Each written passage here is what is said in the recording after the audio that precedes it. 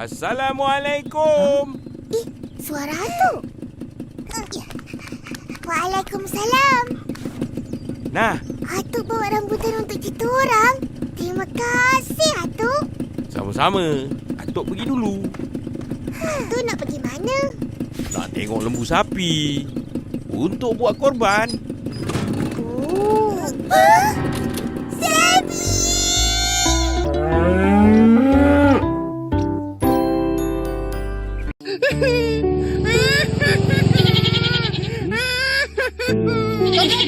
Sapi sudah hilang.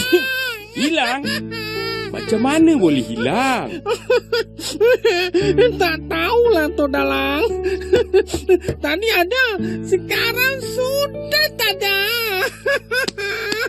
Hai, Sapi. Atuk! Mana pergi? Suara apa tu? Ipin. Dari mana? Nak ke mana? Dari sana nak ke sini. Atuk, belanja ABCD? Boleh. Minta lah.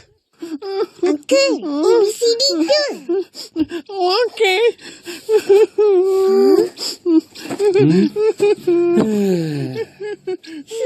Atuk, panjang mengeluh. Kenapa tu? Lembu sapi dah tak ada.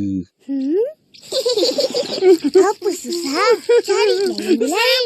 Janganlah jadi kesimpi kita orang. Lembu korban. Sepi? Lembu korban? Siapa cakap? Atuk lah.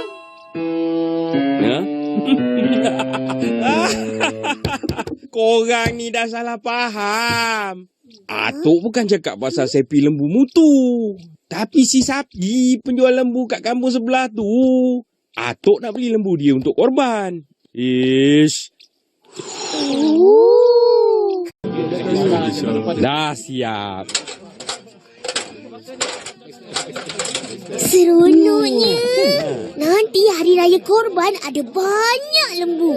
Pandailah tu ajak diorang datang kampung kita. Mestilah. Tengoklah siapa. Isnin bin Khamis. Penghulu kampung durian runtuh.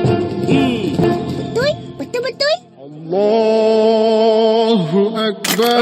Allahu Akbar. Allahu Akbar. Sini.